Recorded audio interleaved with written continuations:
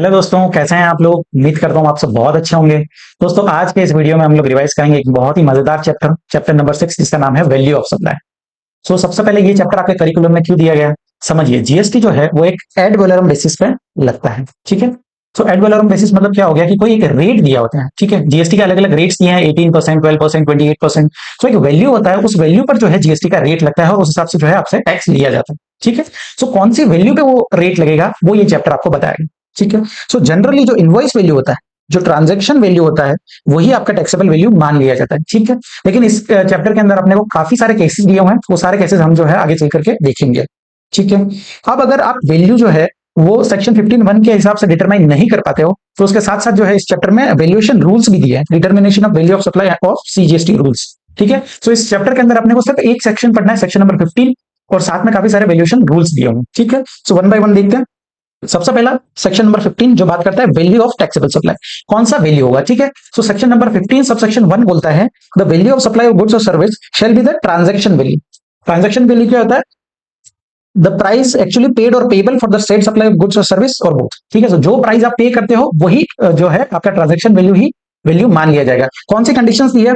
जब supplier and recipient are not related, दोनों related नहीं होनी चाहिए, and price is the sole consideration, ठीक है। क्या कंडीशंस दी है? जब बायर एंड सेलर रिलेटेड नहीं है और प्राइस सोल कंसिडरेशन है, तो उस केस में आपका ट्रांजैक्शन वैल्यू जो होगा उसी को वैल्यू मान लिया जाए, ठीक है। दो कंडीशन आपको ध्यान रखनी है कि सप्लाई जो है वो अनरिलेटेड पर्सन के बीच में हो और प्राइस जो है वो सोल कंसिडरेशन होना चाहिए। सोल कंसिडरेशन का मतलब क्या है? मान लीजिए आपने एक मोबाइल खरीदा है, उसका प्राइस है 10,000 रुपीज, और आजकल जो ऑफर रहते हैं ना कि आप अपना पुराना फोन एक्सचेंज कीजिए, तो उसके बदले में आपने जो है अपना पुराना फोन एक्सचेंज करा है, और उस पुराने फोन का आपको जो है 3,000 रुपीज मिला, ठीक है। और नेट ऑफ आपने 7,000 पे किया। 10,000 का फोन था, 3,000 एक्सचेंज का अमाउंट आपको मिला और 7,000 आपने पे किया। यहाँ पर क्या हो रहा है? प्राइस जो है वो सोल कंसिडरेशन नहीं है, आपने सिर्फ और सिर्फ पैसा नहीं दिया, पैसे के साथ साथ पुराना फोन भी दिया, ठीक है। ये कंडीशन क्या बोलती है कि price should be the sole consideration, ठीक है। और बायर और सेलर जो है रिलेटेड नहीं होनी चाहिए। ये दोनों कंडीशन अगर फुलफिल होती है तो आपका ट्रांजैक्शन वैल्यू ही आपका वैल्यू मान लिया जाएगा, ठीक है। ये बात करता है सेक्शन 15 सब सेक्शन 1, ठीक है। अब यहाँ पर एक्सप्लेनेशन दिया हुआ है, एक्सप्लेनेशन टू सेक्शन 15 जो बात करता है रिलेटेड पर्संस क्या होता है, ठीक है। क्योंकि हमने देखा कंडीशन की बायर और सेलर जो है रिलेटेड नहीं होने चाहिए, तो रिलेटेड पर्सन की डेफिनेशन क्या है? सेम डेफिनेशन दिया जो हम सप्लाई चैप्टर में पढ़ते हैं। देख लेते हैं कि कोई भी ऑफिसर और डायरेक्टर है जो एक दूसरी की कंपनी में, तो वो रिलेटेड माने जाएंगे। कोई भी लीगली रिकॉग्नाइज्ड पार्टनर्स हो गए, एम्प्लॉयर और एम्प्लॉय हो गए, फिर कोई भी थर्ड पर्सन है जो कंट्रोल करता है या ओन करता है more than equal to 25% voting share in other person company, या फिर कोई एक पर्सन है जो दूसरे को कंट्रोल करता है डायरेक्टली या इनडायरेक्टली। उसके बाद क्या बोला है? थर्ड पर्सन है कोई जो कंट्रोल करता है किसी दो एंटिटी को, कोई थर्ड पर्सन है जो दो व्यक्ति को दोनों कंट्रोल करता है, तो वो भी रिलेटेड पर्सन माने जाएंगे, ठीक है। या फिर दो व्यक्ति जो मिलकर के किसी तीसरे व्यक्ति को कंट्रोल करते हैं, तो वो भी रिलेटेड पर्सन माने जाएंगे। कोई भी members of the same family, अब फैमिली का डेफिनेशन हमने देखा है कौन सा होता है? स्पाउस एंड चिल्ड्रन हमेशा फैमिली का पार्ट बनते हैं, और parents, grand parents, brother and sister, ये चार लोग कब माने जाएंगे? जब वो डिपेंडेंट है, ठीक है। तो वो फैमिली, अगर सेम फैमिली के मेंबर्स है तो वो रिलेटेड पर्सन माने जाएंगे। और लास्ट क्या बोला है? कोई भी सोल एजेंट है या सोल डिस्ट्रीब्यूटर या सोल कंसेशनर है, तो वो भी रिलेटेड पर्सन माना जाएगा, ठीक है। ये सारे पर्सन जो है रिलेटेड पर्सन की डेफिनेशन फॉलो करते हैं। यहाँ पर हमारा सेक्शन 15 सब सेक्शन 1 कंप्लीट होता है। अब सेक्शन 15 सब सेक्शन 2 के अंदर जो है इंक्लूजन्स दिए गए कि क्या क्या जो है इंक्लूड होंगे वैल्यू ऑफ सप्लाई में, ठीक है। सेक्शन 15 सब सेक्शन 2 में इंक्लूजन्स दिए, और सेक्शन 15 सब सेक्शन 3 के अंदर जो है एक्सक्लूजन्स दिए हुए हैं, ठीक है। एक एक देखते हैं। सबसे पहले कौन सा इंक्लूजन दिया है? क्लोज ए बात करता है any taxes, duties, sales, fees और चार्जेस अदर देन जीएसटी के acts if charged separately by the supplier, ठीक है। कोई भी टैक्स आपका वैल्यू में जो है अलग से चार्ज किया है अदर देन जीएसटी के सारे act, CGST, SGST, UTGST and GST compensation cess, ठीक है। जीएसटी के टैक्स को छोड़ करके कोई भी अलग टैक्स आप पर लगाया गया है, तो वो भी वैल्यू का पार्ट बनेगा और वैल्यू में इंक्लूड होगा, ठीक है। कौन कौन से टैक्स हो सकते हैं? कोई भी टैक्स जो अभी तक जीएसटी के अंदर सबसम नहीं हुए हैं, जैसे कि म्युनिसिपल टैक्स हो गया या कोई दूसरा टैक्स हो गया जो अलग से सप्लायर ने चार्ज किया, तो वो आपके वैल्यू में इंक्लूड हो जाएगा, ठीक है। अब उसके लिए एक सर्कुलर दिया हुआ है। अब सर्कुलर नंबर 76 क्या बोलता है कि टीसीएस जो है, आपने बोला पहले क्लोज ए के अंदर देखा कि कोई भी टैक्स अगर सप्लायर ने चार्ज किया है तो वैल्यू में वो इंक्लूड होगा, ठीक है। लेकिन अगर टीसीएस चार्ज किया है तो उसके लिए अलग से सर्कुलर दिया गया, अगर टीसीएस चार्ज किया है तो वो वैल्यू में इंक्लूड नहीं होगा, क्योंकि उसका जो कैरेक्टर है वो एक तरह का इंट्रीम लेवी है, ठीक है। उसको आपको इंक्लूड नहीं करना है। अदरवाइज टीसीएस के अलावा कोई भी टैक्स अगर आपसे चार्ज किया है अदर देन जीएसटी के टैक्सेस, वो आपको जो है वैल्यू में इंक्लूड करने पड़ेंगे, ठीक है। अब क्लोज बी क्या बोलता है? Any amount that the supplier is liable to pay in relation to such supply, but which has been incurred by the recipient of the supply and not included in the price actually paid or payable for the goods or services ठीक है। सो क्या बोला, कोई भी ऐसा amount जिसका liability था supplier का, जिसको इनकर करने का लाइबिलिटी था सप्लायर का, लेकिन वो रेसिपिएंट ने इनकर किया है, तो वो अमाउंट भी जो है आपका वैल्यू में इंक्लूड होगा। ठीक है। अब मान लीजिए कोई ऐसा एक्सपेंडिचर था जिसको इनकर करना था सप्लायर को, लेकिन वो रेसिपिएंट ने इनकर कर दिया। ठीक है। मान लीजिए आप सेल कर रहे हो और आपका कॉन्ट्रैक्ट ऐसा है कि आप जो है डोर डिलीवरी तक आपका खर्चा रहेगा, ठीक है, इंक्लूड रहेगा, और आपने जो फ्रेट चार्जेस है वो बायर ने पे कर दी। अब वो लाइबिलिटी था सप्लायर का कि डोर डिलीवरी तक आपको फ्रेट भी आपको इनकर करना है, लेकिन रेसिपिएंट ने उसका पे कर दिया, चाहे वो पे सप्लायर को किया हो या फिर थर्ड पार्टी को किया हो, तो वो भी जो है आपका वैल्यू का पार्ट बनेगा और वो भी वैल्यू में इंक्लूड होगा। ठीक है। सो इंक्लूड होगा, लेकिन आपको ये ध्यान रखना कि कॉन्ट्रेक्चुअल लाइबिलिटी होना चाहिए सप्लायर का। ठीक है। वो कॉन्ट्रेक्चुअल लाइबिलिटी होना चाहिए सप्लायर का, तो ही वो इंक्लूड हो पाएगा। ठीक है। उसके बाद एक सर्कुलर दिया, नेक्स्ट सर्कुलर नंबर 47, जो बात करता है valuation of supply made by a component manufacturer using moulds और dies used by original equipment manufacturer sent free of cost to him.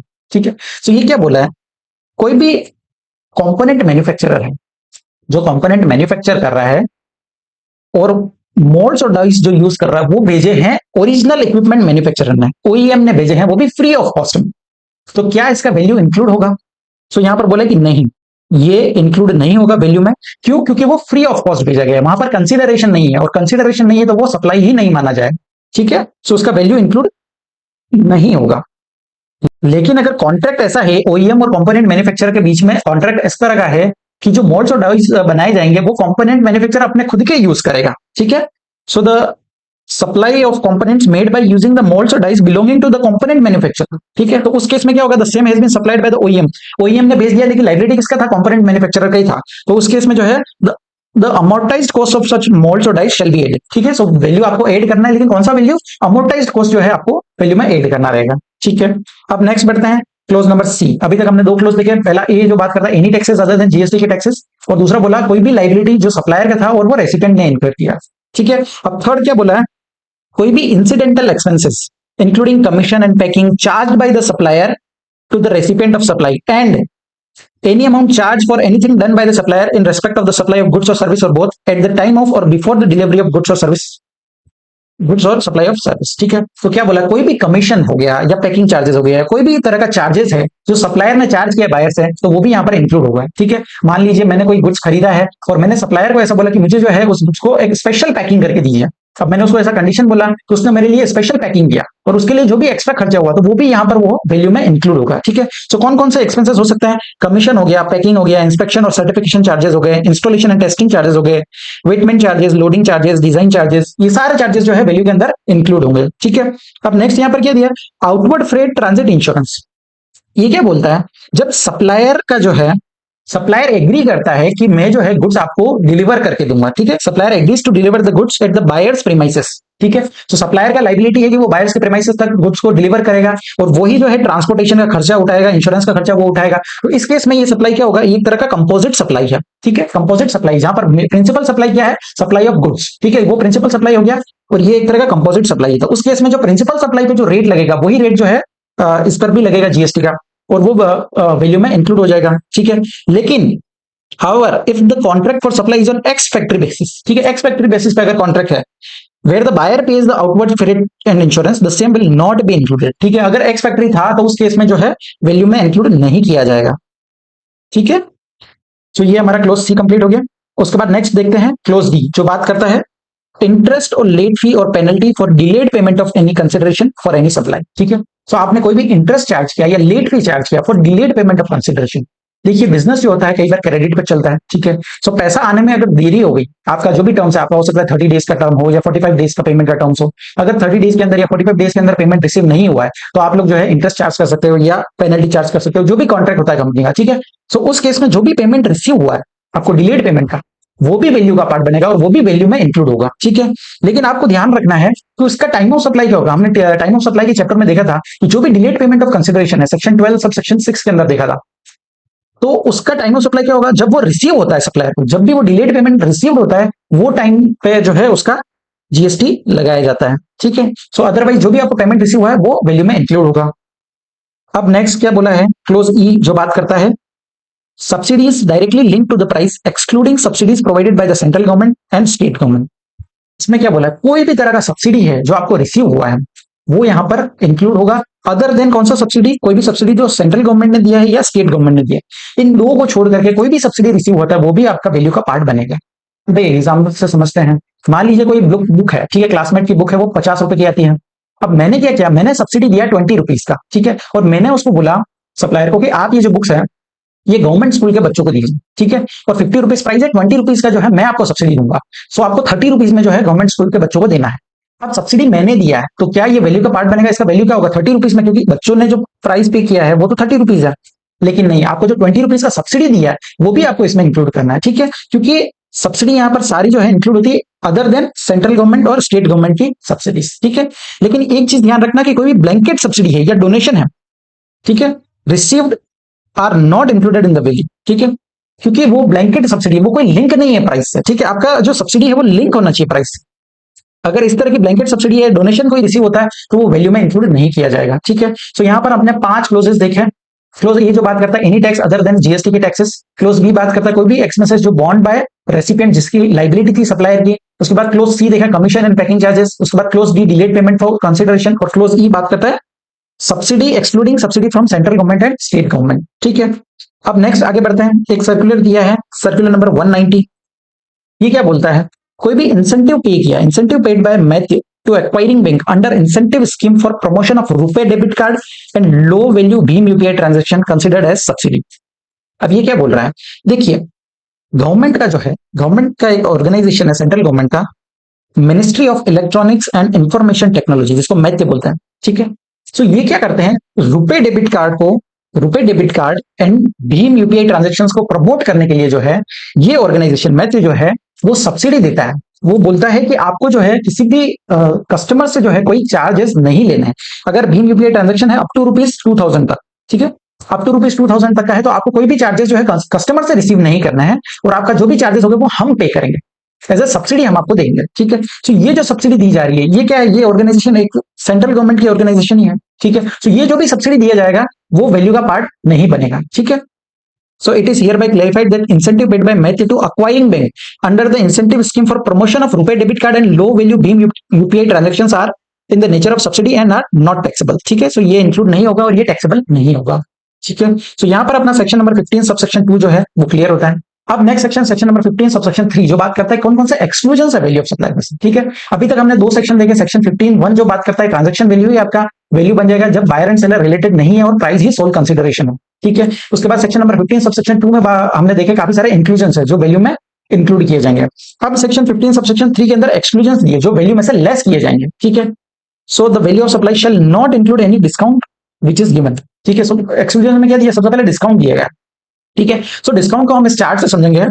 सो क्या बोला है, अगर कोई भी डिस्काउंट रिसीव होगा ऑन और बिफोर द सप्लाई, ऑन और before the time of supply, ठीक है, कोई भी डिस्काउंट दिया गया है ऑन और before the time of supply तो उस केस में डिडक्शन अवेलेबल हो जाएगा when it is shown in the invoice. अगर सप्लायर ने इनवॉइस के अंदर शो किया है तो उसका डिडक्शन आपको मिल जाएगा और वो आपकी वैल्यू में से लेस हो जाएगा। जनरली हम बिल बनाते हैं उसमें देखते हैं कि ₹1000 का चीज है, ठीक है, उसमें से आपको ₹100 का डिस्काउंट दिया गया तो लास्ट में डिस्काउंट लेस करके ₹900 आपसे चार्ज करते हैं, ठीक है कस्टमर। तो इसमें क्या किया है, ये जो ₹100 डिस्काउंट दिया ये इनवॉइस में शो किया है।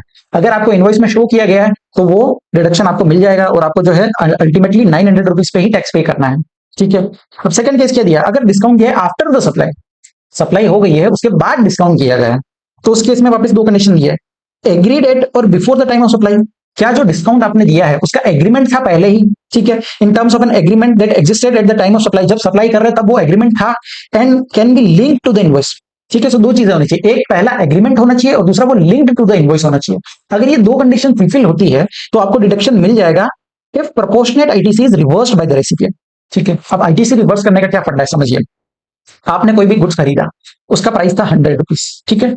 अब ₹100 में आपने खरीदा, उस पर जो भी जीएसटी लगा होगा आप उसका आईटीसी ले लिए, ठीक है। मान लीजिए ₹18 उस पर टैक्स लगा था तो आपने ₹18 का जो है आपने उसका क्रेडिट ले लिया था। अब आपको जो है आफ्टर द सप्लाई आपको डिस्काउंट दे दिया गया, ₹90 या ₹100 का प्राइस जो है वो ₹90 कर दिया गया। तो इस केस में क्या होगा, आपने जीएसटी तो पूरा ले लिया 18 पे, लेकिन अब आपको जो है क्रेडिट नोट के थ्रू आपको डिस्काउंट दे दिया गया, तो आपको जो है प्रोपोर्शनेट आईटीसी यहाँ पर रिवर्स करना पड़ेगा। जो आपने ₹18 पूरा ले लिया है वो आपको रिवर्स करना पड़ेगा प्रोपोर्शनेटली, यानी कि ₹1.8 जो है रिवर्स करना पड़ेगा, ठीक है। सो क्या चीजें देखिए एक बार फिर से देखते हैं। सबसे पहले डिस्काउंट अगर बिफोर और eight the time of supply दिया है तो डिस्काउंट मिल जाएगा अगर वो इनवॉइस में शो किया गया है, ठीक है। अगर आफ्टर द सप्लाई कोई डिस्काउंट मिला है तो आपको देखना है कि क्या उसका एग्रीमेंट था पहले, और एग्रीमेंट के साथ साथ क्या वो इनवॉइस से लिंक्ड है। अगर ये दोनों कंडीशंस फुलफिल होती है तो आपको डिडक्शन मिल जाएगा और जो है प्रोपोर्शनेट आईटीसी रिवर्स करना पड़ेगा रेसिपेंट को, ठीक है। लेकिन अगर एग्रीमेंट नहीं था, not agreed eight the time of supply, अगर एग्रीमेंट ऐसा कोई नहीं था तो इस केस में जो है डिडक्शन अलाउ नहीं होगा, ठीक है। सो ये चार्ट से आपको इजीली समझ गया होगा कि डिस्काउंट का क्या प्रोसेस है, ठीक है। अब डिस्काउंट के रिगार्डिंग एक सर्कुलर दिया हुआ है, सर्कुलर नंबर 92। इसमें काफी सारे अलग अलग फॉर्म्स ऑफ डिस्काउंट दिए गए हैं और उनके ट्रीटमेंट्स बताएंगे, ठीक है। सो देखते हैं वन बाय वन। सबसे पहला दिया स्टैगर्ड डिस्काउंट, बाय मोर सेव मोर ऑफर्स, ठीक है। सो इस तरह के डिस्काउंट आपने मॉल्स में या जनरली आप शॉपिंग करने जाते हो तो आपने देखा होगा, जहां पर क्या होता है कि 10% आपको डिस्काउंट दिया जाएगा अगर आप 5,000 से ज्यादा की खरीदारी करते हो तो, या फिर 20% डिस्काउंट दिया जाएगा अगर आप 10,000 से ज्यादा खरीदी करते हो तो, 30% डिस्काउंट दिया जाएगा अगर आप 20,000 से ज्यादा की खरीदी कर रहे हो। अब इसमें क्या हो रहा है, जितना आप खरीदारी करोगे, जितना वैल्यू का खरीदारी करोगे, उसके हिसाब से आपका डिस्काउंट बढ़ता चला जा रहा है, ठीक है। तो ये जो है कहा जाता है स्टैगर्ड डिस्काउंट, और ये एक्सक्लूड होगा, exclude from the value of supply, ठीक है। ये आपकी वैल्यू से एक्सक्लूड किया जाएगा क्योंकि ये ऑलरेडी यहाँ पर जो है एग्रीमेंट है, आपको पहले से ही पता है और ये इनवॉइस से लिंक किया जा रहा है, इसलिए आपको डिडक्शन जो है मिल जाएगा, ठीक है। अब सेकंड क्या बोला है, सेकंड डिस्काउंट है periodic and year and discount, volume discount. ये डिस्काउंट क्या होता है, ये डिस्काउंट जो है जनरली होलसेलर्स जो होते हैं वो रिटेलर्स को देते हैं, ठीक है। और ये बेस्ड ऑन क्वांटिटी होता है, वॉल्यूम डिस्काउंट है, ठीक है। अगर आप 1% डिस्काउंट दिया जाएगा अगर आप 10,000 से ज्यादा के पीसेस खरीदते हो, ठीक है। या फिर आपको 2% डिस्काउंट दिया जाएगा अगर आप 15,000 से ज्यादा के पीसेस खरीदते हो, ठीक है। सो क्वांटिटी वॉल्यूम पे आपका डिस्काउंट बढ़ता चला जाता है, जितना ज्यादा क्वांटिटी आप परचेस करोगे उस हिसाब से आपका डिस्काउंट भी बढ़ता चला जाएगा, ठीक है। सो ये जो वैल्यू, ये जो डिस्काउंट है ये भी आपका वैल्यू में से एक्सक्लूड किया जाएगा, ठीक है। और आपको जब भी आप वैल्यू से एक्सक्लूड कर रहे हो तो आपको ध्यान रखना है कि आईटीसी का जो है रिवर्सल करना पड़ेगा रेसिपेंट को, ठीक है। जो भी आईटीसी आपने पहले ले लिया है उसको प्रोपोर्शनेटली रिवर्स करना पड़ेगा जितना डिस्काउंट आपको रिसीव हुआ है, ठीक है। अब थर्ड केस क्या दिया है, staggered secondary discount. Secondary discount क्या बोलता है, these are the discounts which are not known at the time of supply, मतलब आपको टाइम ऑफ सप्लाई पर आपको इस डिस्काउंट की जानकारी नहीं होती है, ठीक है। एक एग्जांपल से समझते हैं, mister A supplies 100 packets of biscuits at the rate of 10 rupees, ठीक है। Afterwards mister A revalued it is 9 rupees, मतलब पहले 10 रुपए में बिस्किट बेच रहा था, अब उसने रीवैल्यू किया और प्राइस को जो है 9 रुपया कर दिया, प्राइस कम कर दिया उसने, ठीक है। और इसकी जानकारी आपको नहीं थी eight the time of supply, तो उस केस में जो है मिस्टर ए क्या करेगा, क्रेडिट नोट इशू करेगा और 1 रुपीज जो है वो आपको लौटा देगा डिस्काउंट के फॉर्म में। सो ये जो डिस्काउंट है ये आपका वैल्यू में से एक्सक्लूड नहीं किया जाएगा, ठीक है।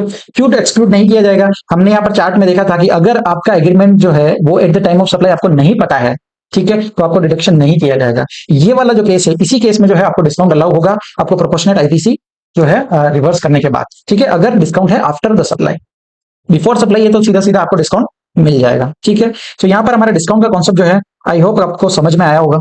अब उसके बाद एक सर्कुलर दिया, नेक्स्ट सर्कुलर नंबर 186। ये क्या बोलता है, no claim bonus. No claim bonus आपने सप्लाई चैप्टर में भी पढ़ा होगा। ये क्या होता है, जनरली जो इंश्योरेंस कंपनीज होती है, अगर आप पूरे साल कोई क्लेम नहीं करती, इंश्योरेंस क्लेम कब करोगे, जब आपका ऐसा कोई भी इवेंट हुआ है, ठीक है, आपका एक्सीडेंट हुआ है, जो जिस भी तरह का आपने इंश्योरेंस ले रखा है, अगर गाड़ी का इंश्योरेंस ले रखा है, अगर आपका एक्सीडेंट होगा तो ही आप इंश्योरेंस क्लेम करोगे। अगर आपका पूरे साल में ऐसा कोई इवेंट हुआ ही नहीं कि आपको क्लेम करना पड़ा, तो उस केस में इंश्योरेंस कंपनीज क्या करती है, नो क्लेम बोनस देती है कि आपने पूरे साल में कोई भी क्लेम नहीं किया है तो हमारी तरफ से हम आपको बोनस दे रहे हैं, ठीक है, नो क्लेम बोनस। और ये बोनस जो है ये एक तरह का डिडक्ट किया जाएगा अंडर सेक्शन 15(3)(a), ठीक है। 15(3)(a) क्या बोलता है, before eight the time of supply, जब आपको डिस्काउंट मिलता है वो आपका डिडक्ट किया जाएगा, ठीक है। सेम चीज हम जो है सप्लाई चैप्टर में भी पढ़ चुके हैं। अब आगे बढ़ते हैं सेक्शन नंबर 15(4), ठीक है। अभी तक 3 सेक्शन हो गए, पहला ट्रांजैक्शन वैल्यू 15(1) हो गया, फिर इंक्लूजन 15(2) के अंदर देखे और एक्सक्लूजन 15(3) के अंदर देखे। अब 15(4) क्या बोलता है, supplies where value can not be determined under section 15(1). कौन कौन सी सप्लाईज है जिसका वैल्यू जो है सेक्शन 15(1) के अंदर डिटरमाइन नहीं हो रहा है। अब हमने सेक्शन 15(1) के अंदर 2 कंडीशंस देखी थी कि बायर और सेलर रिलेटेड नहीं होने चाहिए और प्राइस भी सोल कंसिडरेशन होना चाहिए। अगर ये दोनों कंडीशंस में से कोई भी कंडीशन फुलफिल नहीं होती है तो उस केस में जो है वैल्यू जो है डिटरमाइन होगा सेक्शन 15(4) के हिसाब से। अब 15(4) क्या बोल रहा है कि अगर कंडीशंस फुलफिल नहीं हो रही है तो value shall be determine in such manner as may be prescribed, ठीक है। और क्या प्रिस्क्राइब किया उन्होंने, वैल्यूएशन रूल्स लेकर के आए, ठीक है। सो जो वैल्यूएशन रूल्स के हिसाब से उनका वैल्यू डिटरमाइन किया जाएगा। और नेक्स्ट सेक्शन क्या बोला है, सेक्शन 15 सबसेक्शन 5 जो बात करता है supplies of specified categories of goods and services. तो कुछ स्पेसिफाइड कैटेगरीज है गुड्स और सर्विस का जिसका वैल्यू जो है वो वैल्यूएशन रूल्स के हिसाब से डिटरमाइन किया जाएगा, ठीक है। अब इन स्पेसिफाइड कैटेगरी ऑफ गुड्स और सर्विस कौन कौन से हैं हम आगे चल के पढ़ेंगे, जैसे लाइफ इंश्योरेंस बिजनेस हो गया या मनी चेंजिंग सर्विसेज हो गया। सो इन केस में वैल्यू कैसे डिटरमाइन करना है, उसके लिए वैल्यूएशन रूल्स दिए गए, ठीक है। और इस स्पेसिफाइड कैटेगरी ऑफ गुड्स और सर्विसेज में 3 सर्विसेज जो है ऐड हुई है, ये अमेंडमेंट है। 3 सर्विसेज कौन सी है? Online money gaming, supply of online gaming and supply of actionable claims in casinos, ठीक है। सो ये 3 सर्विसेज जो है अभी ऐड हुई है, इसका वैल्यूएशन कैसे करना है वो भी हम आगे चल करके पढ़ेंगे। सो यहां पर हमारा जो है सेक्शन 15 जो है कंप्लीट होता है। 5 सेक्शन देखे थे। अब बात करते हैं वैल्यूएशन रूल्स, ठीक है। ये जो रूल्स दिए हैं वो सीजीएसटी रूल्स को दिए हैं, ठीक है। अब वन बाय वन देखते हैं। सबसे पहला रूल है रूल नंबर 27, जो बात करता है value of supply of goods और service where the consideration is not wholly in money. मतलब क्या बोला है, जहां पर कंसिडरेशन जो है वो होनली इन मनी में नहीं है। एक एग्जांपल लेते हैं, आपने 10,000 रुपए का मोबाइल खरीदा, ठीक है, और अपना पुराना फोन जो है वो एक्सचेंज किया। अब इस केस में क्या हो रहा है, आपको पुराने फोन को एक्सचेंज करने पर आपको 3,000 रुपीज मिल रहा है और आपका जो है कैश पेमेंट करना है 7,000 का, ठीक है। 10,000 रुपीज का प्राइस था, आप 3,000 जो है 3 के तो आपको एक्सचेंज वैल्यू मिलेगा और 7 के जो है आपको पे करना है। तो यहां पर ये कौन सा केस है जहां पर जो कंसिडरेशन है वो नॉट होनली इन मनी, पैसा पूरे मनी में की टर्म में नहीं है, आपको काइंड में भी आप पेमेंट कर रहे हो, ठीक है।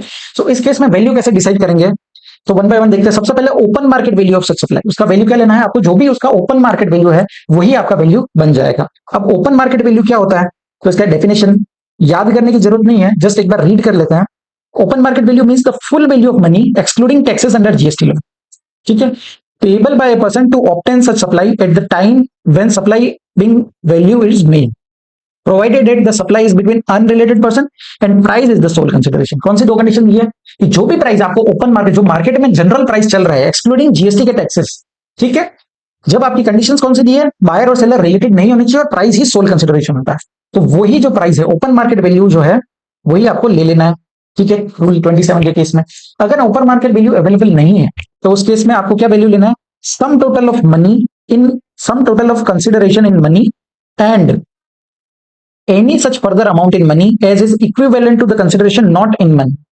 ये क्या बोला, सेम हम अपने जो एग्जांपल है उससे ही समझते हैं। इस केस में क्या हो रहा है, sum total of consideration in money, जो आपने मनी में पे किया है, जैसे हमने 7,000 रुपीज जो है मोबाइल का हमने मनी के फॉर्म में पे किया था, ठीक है। प्लस एंड क्या बोला है, any such further amount in money as is equivalent to the consideration not in money. अब कंसिडरेशन नॉट इन मनी क्या था, हमने 3,000 जो है वो काइंड में पे किया, हमने पुराना फोन जो है एक्सचेंज कराया, सो वो 3,000 को आप जोड़ देंगे, ठीक है, और दोनों को जोड़ने के बाद जो वैल्यू आता है वही हमारा वैल्यू बन जाएगा एज पर रूल 27, ठीक है। समझा आपको। तो सबसे पहले क्या देंगे, एक क्लोज के हिसाब से ओपन मार्केट वैल्यू ले लेंगे। अगर ओपन मार्केट वैल्यू अवेलेबल नहीं है तो उस केस में सेकंड क्या बोला है, आपने जो भी पैसा मनी के फॉर्म में पे किया है प्लस जो कंसिडरेशन नॉट इन मनी है, दोनों को ऐड करके जो है आपका वैल्यू आ जाएगा।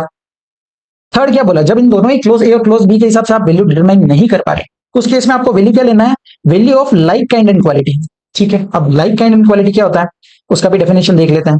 Like kind and quality means any other supply made under similar circumstances which is same or close or substantially resembles in respect of characteristics, quality, quantity, functionality, reputation to the supply being value, ठीक है। सो क्या है, substantially same है, मतलब आपके similar characters है, जैसे Colgate हो गया और क्लोजअप हो गया, ठीक है। अब इनका क्या है, कैरेक्टर सेम है, क्वालिटी क्वांटिटी लगभग आपका सिमिलर है, ठीक है। सो जो भी आपका वैल्यू होगा लाइक काइंड एंड क्वालिटी का, वो वैल्यू आपका यहाँ पर ले लिया जाएगा, ठीक है।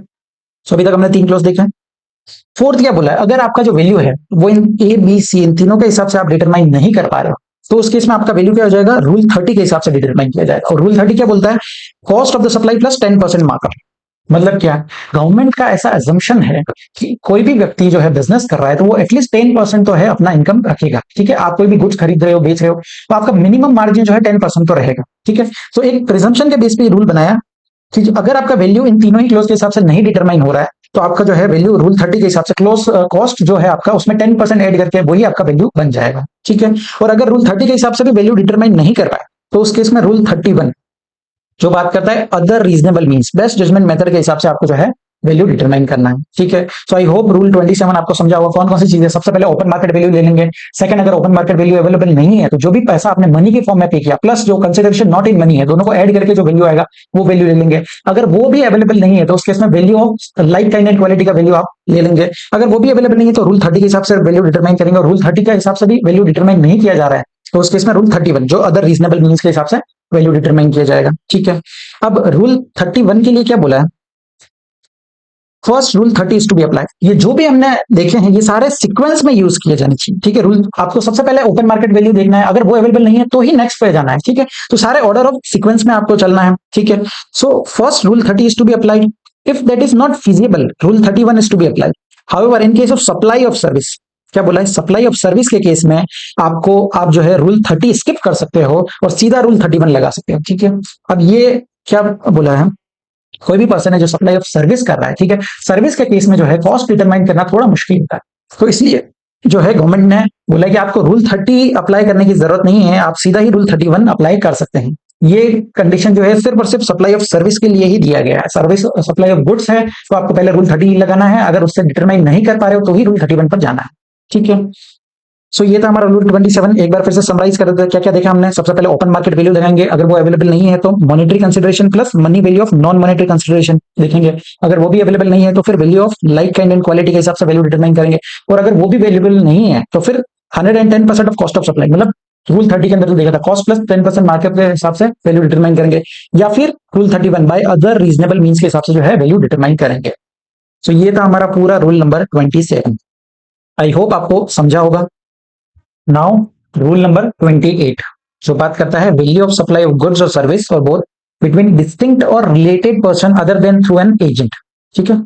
तो क्या बोला है, कोई भी सप्लाई हो रहा है जो बिटवीन डिस्टिंक्ट पर्सन या फिर रिलेटेड पर्सन के बीच में हो रहा है। अब रिलेटेड पर्सन कौन सा होता है, हमने अभी इस चैप्टर में पढ़ा है एक्सप्लेनेशन टू सेक्शन 15 के अंदर कौन कौन से रिलेटेड पर्सन है, उनके बीच कोई हो रहा है, या फिर डिस्टिंक्ट पर्सन। डिस्टिंक्ट पर्सन कौन सा होता है, जो सेम पेन है और सेपरेट रजिस्ट्रेशन है, ठीक है। तो कोई भी ऐसा सप्लाई है, अब हमने शेड्यूल 1 जो है सप्लाई चैप्टर के अंदर शेड्यूल 1 के अंदर देखा था पैरा 2 जो बात करता है कोई भी सप्लाई हो रहा है किसी गुड्स और सर्विस का बिटवीन रिलेटेड पर्सन और distinct person, even though consideration नहीं है, लेकिन अगर इन the course of furtherance of business में हो रहा है तो वो सप्लाई मान लिया जाएगा, ठीक है। कंसिडरेशन का होना जरूरी नहीं है। सो अगर उस केस में कंसिडरेशन है ही नहीं तो वैल्यू कैसे डिसाइड करेंगे, सो वो रूल 28 के हिसाब से डिसाइड किया जाएगा, ठीक है। सो रूल 28 दोनों ही केसेस में डील करता है, अगर आपका कंसिडरेशन है चाहे नहीं, अगर आपने कंसिडरेशन पे किया है तो भी वो कंसिडरेशन नहीं लिया जाएगा, क्योंकि ऐसा मानते हैं कि वो जो कंसिडरेशन है वो जो वैल्यू है वो बायस्ड हो सकता है क्योंकि रिलेटेड पर्सन है या डिस्टिंक्ट पर्सन है, इसलिए जो है आपको रूल 28 के हिसाब से जो वैल्यू है वही आपको लेना है, ठीक है। अब रूल 28 क्या बात करता है, सेम और मतलब सिमिलर है, हमने जो सेक्शन रूल 27 के अंदर देखा उसी टर्म्स में दिया हुआ है rule 28।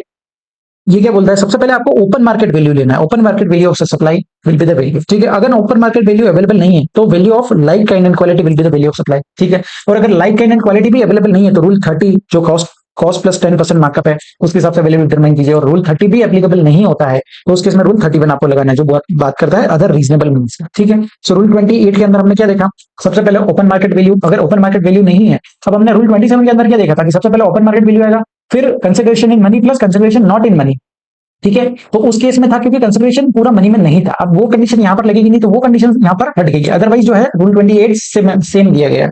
So open market value हो गया, उसके बाद value of like kind and quality, उसके बाद रूल 30 कॉस्ट प्लस 10% मार्कअप, और रूल 31 क्या बोलता है अदर रीजनेबल मीन्स, ठीक है। अब यहां पर एक प्रोवाइजो दिया हुआ है, प्रोवाइजो टू रूल 28, ये क्या बोलता है, where the goods are intended for further supply as such by the recipient. मतलब क्या हो रहा है, कोई भी गुड्स जो आपने सेल किया है और वो जो रेसिपिएंट है वो एज सच उसको आगे सप्लाई कर रहा है, जैसा उसने रिसीव किया वैसा का वैसा ही जो का त्यों ही वो आगे सप्लाई कर रहा है, ठीक है, as such by the recipient. तो उस केस में क्या है, सप्लायर के पास एक ऑप्शन है, सप्लायर हैज द ऑप्शन, वो क्या ले सकता है, value 90% of the price charge for the supply of goods of like kind and quality by the recipient to his customer not being related, ठीक है। मतलब क्या बोला है, कोई भी व्यक्ति है, कोई सप्लायर है, उसको ऑप्शन दिया है कि अगर जो है उनका रेसिपिएंट है जो उस गुड्स को same as it is condition में जो है आगे मतलब बेच देता है किसी बायर को जो कि रिलेटेड नहीं है, अनरिलेटेड बायर है, तो उस केस में आप वैल्यू क्या ले सकते हैं, 90% ऑफ द प्राइस चार्ज, उस रेसिपिएंट ने जो प्राइस चार्ज किया है अपने कस्टमर से उसका 90% आप ले सकते हो। लॉजिक सेम दिया गया है। देखिए गवर्नमेंट का यही प्रिजम्पशन देता है कि कोई भी पर्सन जो बिजनेस कर रहा है वो एटलीस्ट 10% का तो मार्जिन रखेगा, ठीक है। सो अगर आप मान लीजिए आपने 100 रुपीज का कोई गुड्स बेचा है, ठीक है, आपने रेसिपिएंट को दिया 100 रुपीज में, अब रेसिपिएंट जो है वो आगे सेल करेगा, वो हो सकता है वो 110 के अंदर सेल करे, गवर्नमेंट का ये प्रिजम्पशन है कि एटलीस्ट 10% तो चार्ज करेगा, तो इसलिए क्या बोला कि अगर वो कस्टमर जिसको वो बेच रहा है गुड्स वो अनरिलेटेड है, अनरिलेटेड पर्सन है, तो उस केस में जो है आप 90% जो है 90% का वैल्यू ले सकते हो, जो उसने चार्ज किया अपने अनरिलेटेड कस्टमर से उस अमाउंट का 90% आप अपना वैल्यू ले सकते हो, ठीक है। सो ये प्रोविजन समझा। अब सेकंड प्रोविजन क्या दिया, एक प्रोविजन और है जो बात क्या बोलता है, where the recipient is eligible for full input tax credit. मतलब क्या बोला है, जहां पर जो रेसिपिएंट है जो आप गुड्स बेच रहे हो वो रेसिपिएंट फुल आईटीसी के लिए एलिजिबल है तो उस केस में जो वैल्यू डिक्लेयर किया in the invoice shall be deemed to be the open market value of the goods और सर्विसेज। ठीक है, सो गवर्नमेंट का इंटेंशन क्या है ये वैल्यूएशन रूल लाने के लिए, उनको अपने टैक्स जो है बराबर से चाहिए। ठीक है, अब ये कंडीशन क्या है, जहां पर आप क्रेडिट ले लेते हो, आप कोई भी गुड्स आपने खरीदा, ठीक है, आपने कोई भी गुड्स बेचा और सामने वाले ने जीएसटी पे किया, अब वो जीएसटी जो पे किया है उसका वो क्रेडिट ले लेगा, इनपुट टैक्स क्रेडिट।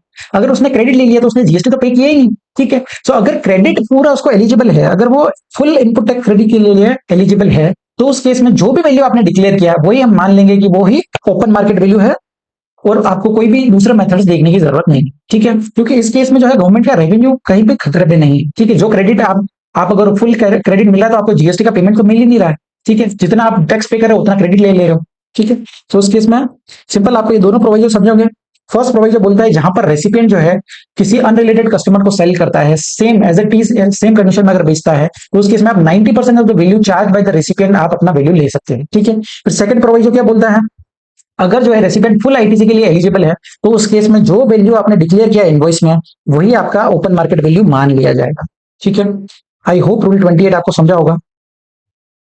अब इस रूल 28 के अंदर हमने देखा कि कोई भी सप्लाई होता है गुड्स और सर्विस का बिटवीन डिस्टिंक्ट पर्सन और related person other than agents, agents को यहाँ पर बाहर किया गया। ठीक है, क्यों बाहर किया, क्योंकि एजेंट्स के लिए जो है अलग से एक रूल है, रूल नंबर 29। ठीक है, सो यहाँ पर एजेंट्स को एक्सक्लूड किया, लेकिन इसमें एक एजेंट जो है इंक्लूड होगा, क्योंकि हमने रिलेटेड पर्सन की डेफिनेशन देखी थी, उसके अंदर हमने देखा था कि सोल एजेंट है या सोल कंसेशनर है। ठीक है, तो वो भी रिलेटेड पर्सन माना जाएगा। तो अगर कोई भी पर्सन है जो सोल एजेंट है आपका, तो वो यहाँ पर जो है इंक्लूड हो जाएगा, और इसके अलावा कोई नॉर्मल एजेंट है तो वो रूल नंबर 29 में कवर होगा। ठीक है, so this rule does not provide the value of supply made through agent. ठीक है, सो एजेंट का लिया रूल नंबर 29 लिया गया। ठीक है, अब यहाँ पर जो है रूल 28 में आपको चाहे कंसिडरेशन है, आपने रिलेटेड पर्सन या डिस्टिंक्ट पर्सन के बीच में कोई भी सप्लाई किया, चाहे कंसिडरेशन है चाहे कंसिडरेशन नहीं है, दोनों ही केस में जो है वैल्यू आपको रूल नंबर 28 के हिसाब से ही डिटरमाइन करना है। ठीक है, अब यहाँ पर नेक्स्ट क्या दिया है, एक सर्कुलर दिया है, सर्कुलर नंबर 204, बहुत ही इंपॉर्टेंट सर्कुलर है, अमेंडमेंट है, अच्छे से देखना। ठीक है, सो रूल सर्कुलर नंबर 204 क्या बोलता है, कोई भी डायरेक्टर है जिसने पर्सनल गारंटी दिया है, providing personal guarantee by the director of a company to the bank और financial institution for sanctioning of credit facility to the said company. क्या बोला है, कोई भी डायरेक्टर है वो किसी बैंक को या फाइनेंशियल इंस्टीट्यूशन को गारंटी देता है अपनी कंपनी के बिहाफ पे, अपनी पर्सनल गारंटी दे रहा है कि आप उनको लोन दे दीजिए, मैं गारंटी दे रहा हूं पर्सनल। ठीक है, अगर इस तरह की कोई सर्विसेज दे रहा है तो क्या वो रूल नंबर 28 में कवर होगा। ठीक है, सो क्या बोला है, डायरेक्टर और कंपनी जो है वो रिलेटेड पर्सन है। ठीक है, हमने रिलेटेड पर्सन की डेफिनेशन देखी, उसमें डायरेक्टर और जो कंपनी है वो रिलेटेड पर्सन माने गए, और रिलेटेड पर्सन के बीच में कोई भी ट्रांजेक्शन होता है तो वो जो है सप्लाई ऑफ सर्विस मान लिया जाएगा। ठीक है, इवन दो कंसिडरेशन नहीं है, क्योंकि हमने पैरा 2 के अंदर देखा शेड्यूल 1 में कंसिडरेशन ना भी हो, लेकिन अगर रिलेटेड पर्सन या डिस्टिंक्ट पर्सन है तो आपको वो सप्लाई मान लिया जाएगा। ठीक है, section 7(1)(c) read with para 2 of schedule 1 में वो सप्लाई माना जाएगा। ठीक है, और इसका वैल्यू क्या होगा, रूल नंबर 28 में जो हमने देखा डिस्टिंक्ट पर्सन और रिलेटेड पर्सन के हिसाब से जो रूल 28 में दिया होगा, open market value, open market value के हिसाब से ही उसका वैल्यू किया जाएगा। ठीक है, ये एक वैल्यू, ये एक सप्लाई ऑफ सर्विस है, वो अपना पर्सनल गारंटी दे रहा है बैंक को। ठीक है, ऑन बिहाफ ऑफ कंपनी को वो सर्विस दे रहा है, और उसके जो भी वैल्यू है वो ओपन मार्केट वैल्यू ही मान ली जाएगी। लेकिन यहाँ पर एक आरबीआई का गाइडलाइन दिया हुआ है। ठीक है, और आरबीआई का गाइडलाइन क्या बोलता है कि no consideration by way of commission, brokerage fee और any other form can be paid to the director of by the company directly और इनडायरेक्टली। ठीक है, सो ये गाइडलाइन क्या बोलता है कि कोई भी कंपनी अपने डायरेक्टर को किसी भी तरह का जो है कंसिडरेशन पे नहीं करेगी, इन फॉर्म ऑफ कमीशन हो गया या ब्रोकरेज हो गया, किसी भी फॉर्म में आपको पैसा पे नहीं करना है गारंटी के लिए। ठीक है, अगर किसी डायरेक्टर ने गारंटी दी है कंपनी के बिहाफ पे तो कंपनी उसको पैसा पे नहीं कर सकती। ठीक है, ये गाइडलाइन आरबीआई ने दिया है। सो अब क्या हो गया, क्योंकि कोई भी पैसा कंपनी है पे नहीं करेगी तो ओपन मार्केट वैल्यू क्या हो गया इस केस में, open market value of the said transaction और सप्लाई में भी ट्रीटेड एज जीरो। ठीक है, वो सप्लाई ऑफ सर्विस है, पैरा 2 के हिसाब से सर्विस है, लेकिन उसका ओपन मार्केट वैल्यू ही जीरो हो गया, तो टैक्स जो है उस केस में लगेगा ही नहीं। ठीक है, अब सेकंड केस क्या दिया है सर्कुलर नंबर 204 में, सेकंड केस क्या बोला है कि कोई भी एक्टिविटी है of providing corporate guarantee bye a person on behalf of another related person. ठीक है, क्या बोल रहा है, कोई भी एक पर्सन गारंटी दे रहा है on behalf of other related person, उसका रिलेटेड पर्सन कोई एक कंपनी है जो अपने रिलेटेड कंपनी को जो है उसके बिहाफ पे गारंटी दे रही है, या फिर कोई भी होल्डिंग कंपनी है, holding company for sanctioning of credit facility to its subsidiary company. ठीक है, कोई होल्डिंग कंपनी अपने सब्सिडरी कंपनी के बिहाफ पे गारंटी दे रही है। ठीक है, तो इन दोनों ही केसेस में वैल्यू कैसे डिसाइड करेंगे, सो दो केसेस है, कोई एक कंपनी है वो दूसरे कंपनी को गारंटी दे रही है जहां पर वो दोनों रिलेटेड है, ठीक है, पहला केस। और दूसरा केस क्या है, कोई भी होल्डिंग कंपनी है जो अपनी सब्सिडरी कंपनी के बिहाफ पे जो है गारंटी दे रही है। सो इन दोनों ही केस में ये एक वैल्यू ऑफ सर्विस माना जाएगा, ठीक है। चाहे कंसिडरेशन अवेलेबल हो, कंसिडरेशन ना हो, दोनों ही केस में जो है वो सर्विस माना जाएगा, क्योंकि पैरा 2 शेड्यूल 1 में क्या देखा है, विदाउट कंसिडरेशन भी सप्लाई माना जाएगा, ठीक है। और उस केस में वैल्यू कैसे डिसाइड करेंगे, तो वैल्यू डिसाइड करने के लिए एक न्यू सब रूल इंसर्ट किया है, सब रूल 2 ऑफ रूल 28, ठीक है। और इस सब रूल ने बताया कि क्या वैल्यू जो है डिसाइड, इस सर्विसेज का क्या वैल्यू होगा, ठीक है। सो रूल 28 सब रूल 2 क्या बोलता है, value in the above case will be 1% of the amount of such guarantee offered और actual consideration whichever is higher, ठीक है। सो क्या बोला है, जितने भी अमाउंट का आपने गारंटी दिया, मान लीजिए आपने 1 करोड़ रुपए का गारंटी दिया है, आपने रिलेटेड पर्सन को गारंटी दिया है, तो उसका 1%, 1 करोड़ का 1% मतलब 1 लाख रुपीज और एक्चुअल कंसिडरेशन। अब चाहे आपने तो आपका रिलेटेड पर्सन है, आपने कोई कंसिडरेशन चार्ज भी नहीं किया, फ्री में किया, तो उस केस में क्या हो जाएगा, 1 लाख रुपीज और zero, that means whichever is higher, तो 1 लाख रुपीज आपका वैल्यू बन जाएगा, ठीक है। सो ये जो है नया सब रूल इंसर्ट हुआ है, अमेंडमेंट है, आपको इसको अच्छे से देखना है, ठीक है। रूल 28 सब रूल 2 क्या बोला, कोई भी गारंटी ऑफर किया तो उसका 1% ऑफ द गारंटी ऑफर्ड और actual consideration whichever is higher will be the value of supply, ठीक है। और ये जो सब रूल है ये फर्स्ट केस में क्वेश्चन नंबर 1 में जो है अप्लाई नहीं करता है, जहां पर पर्सनल गारंटी दी गई। क्यों, क्योंकि वहां पर आरबीआई का गाइडलाइन है कि आपको पेमेंट नहीं करना है, इसलिए जो ओपन मार्केट वैल्यू है वही जीरो हो जाएगा, ठीक है। सो ये सब रूल जो है सिर्फ और सिर्फ सेकंड केस में ही एप्लीकेबल होता है, जहां पर किसी एक पर्सन ने अपने दूसरे रिलेटेड पर्सन के बिहाफ पे गारंटी दिया, या फिर कोई होल्डिंग कंपनी है जिसने अपनी सब्सिडरी कंपनीज के बिहाफ पे गारंटी दिया है। तो उस केस में आपको रूल 28 सब रूल 2 के हिसाब से वैल्यू डिटरमाइन होगी, ठीक है। आई होप आपका रूल 28 जो है क्लियर हो गया होगा। Now moving on to next rule, rule number 29, जो बात करता है value of supply of goods made और रिसीव्ड थ्रू एजेंट, ठीक है। सो एजेंट को हमने 28 में से एक्सक्लूड किया था, यहां पर वो एजेंट्स कवर्ड है, ठीक है। सो एजेंट्स के केस में अगर कोई भी सप्लाई ऑफ सर्विस या गुड्स का सप्लाई हो रहा है थ्रू एजेंट, तो उस केस में वैल्यू कैसे डिसाइड करेंगे। सो क्या बोला है, सबसे पहले B the open market value of the goods और गुड्स बीइंग सप्लाइड, जो भी उसका ओपन मार्केट वैल्यू होगा वही जो है वैल्यू बन जाएगा।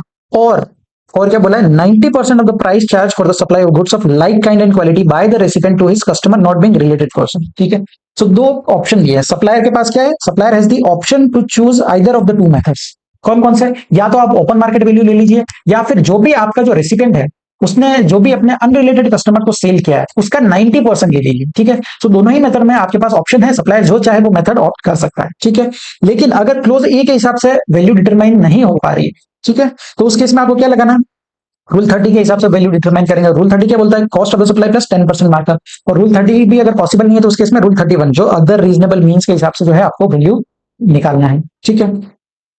सो यहाँ पर ये एजेंट्स का लिए रूल 29 हो गया। लेकिन यहाँ पर एक चीज ध्यान रखना कि यहाँ पर कौन कौन से ट्रांजेक्शन कवर है, जो भी एजेंट, जो ट्रांजेक्शन प्रिंसिपल और एजेंट के बीच में होता है वही यहाँ पर जो है कवर किए गए, ठीक है। अगर कोई कमीशन बेस्ड सर्विसेज है तो वो यहाँ पर कवर नहीं होंगी, ठीक है। जो भी ट्रांजेक्शन प्रिंसिपल और एजेंट के बीच में कवर है वही रूल 29 के हिसाब से डील किए जाएंगे, ठीक है। अब यहाँ रूल 29 को अगर समराइज करें तो क्या बोला है, सबसे पहले आपके पास ऑप्शन है कौन कौन से, क्या तो आप ओपन मार्केट वैल्यू ले लीजिए या फिर 90% ले लीजिए, जो भी प्राइस चार्ज किया है अपने रेसिपिएंट ने अपने अनरिलेटेड बायर से, ठीक है, उसका 90% लीजिए। ये दोनों के बीच में आपका ऑप्शन अवेलेबल है सप्लायर के पास। अगर इसके हिसाब से वैल्यू डिटरमाइन नहीं कर पा रहे तो उस केस में 110% ऑफ कॉस्ट ऑफ सप्लाई, जो कि हमने रूल 30 के अंदर दिया हुआ है, ठीक है। और उसके बाद रूल 31 जो बात करता है बेस्ट जजमेंट मेथड, जो वैल्यू अदर रीजनेबल मीन्स के हिसाब से जो है वैल्यू डिटरमाइन कर सकते हैं, ठीक है। सो ये था हमारा रूल नंबर 29। आई होप आपको क्लियर हो गया होगा। अभी तक हमने 3 रूल्स देखे हैं, रूल नंबर 27, उसके बाद रूल 28 और रूल 29। अब नेक्स्ट रूल ये है रूल नंबर 30। रूल नंबर 30 हम ऑलरेडी पढ़ चुके हैं। ये क्या बात करता है, कॉस्ट प्लस 10% मार्कअप, ठीक है। सो जो भी आपका कॉस्ट है, कॉस्ट ऑफ प्रोडक्शन हो गया या मैन्युफैक्चर हो गया या फिर कॉस्ट ऑफ एक्विजिशन है, उसका 10% आप ऐड करके वैल्यू मान सकते हैं, ठीक है। उसके बाद नेक्स्ट रूल, रूल नंबर 31, ये रूल भी हम पढ़ चुके हैं कि अदर रीजनेबल मीन्स, अगर आप किसी भी रूल्स के हिसाब से वैल्यू नहीं डिटरमाइन कर पा रहे हो तो उस केस में आपका वैल्यू जो है वो बेस्ट जजमेंट मेथड के हिसाब से डिटरमाइन होगा। लेकिन अगर केस है सप्लाई ऑफ सर्विस का, सप्लाई ऑफ सर्विस का केस है तो आप रूल 30 स्किप कर सकते हो, डायरेक्टली रूल 31 जो है लगा सकते हो, ठीक है। ये चीजें रूल 30 और रूल 31 हम ऑलरेडी पढ़ चुके हैं। अब नेक्स्ट आ जाइए रूल नंबर 31A, ठीक है। रूल नंबर 31A क्या बोलता है, value of supply in case of lottery, betting, gambling and horse racing, ठीक है। जो 4 चीजों की यहाँ पर बात की गई, हमने नेगेटिव लिस्ट के अंदर देखा था कि actionable claims other than specified actionable claims, ठीक है। सो जो स्पेसिफाइड एक्शनेबल क्लेम्स है उस पर टैक्स लगता है, वो नेगेटिव लिस्ट से एक्सक्लूड किया गया, ठीक है। सो स्पेसिफाइड एक्शनेबल क्लेम्स का वैल्यू कैसे डिसाइड करेंगे, सो वो यहाँ पर दिया हुआ है। सो चार चीजें यहाँ पर कवर हुई है, lottery, betting, gambling and horse racing. ठीक है। तो सबसे पहले देखते हैं लॉटरी के केस में, supply of lottery by the organising state. अब ऑर्गेनाइजिंग स्टेट क्या होता है? Organizing state means the state government which conducts the lottery either in its own territory और sells it tickets in the territory of any other states. ठीक है। तो जो भी स्टेट ऑर्गेनाइज कर रहा है लॉटरी को, उस केस में वैल्यू क्या लेना है? तो हायर ऑफ द फॉलोइंग। ठीक है, आपको दोनों में से हायर लेना है। कौन सा? 100 divide by 128 of the face value of the tickets. तो यहाँ पर क्या हो रहा है, आपको जो वैल्यू, जो टिकट का वैल्यू है वो ऐसा मान लिया जा रहा है कि वो इंक्लूसिव ऑफ जीएसटी है। ठीक है। तो जो भी आपका फेस वैल्यू ऑफ टिकट्स है उसको मल्टीप्लाई करेंगे 100 डिवाइड बाय 128 से, या फिर और क्या बोला है, 100 divide by 128 of the price as notified in the official gazette by the organising state. ठीक है। सो दोनों में से जो भी हायर होगा वही आपका वैल्यू बन जाएगा। नेक्स्ट क्या बोला है, supply of actionable games in the form of chances to win in betting, gambling and horse racing. ठीक है।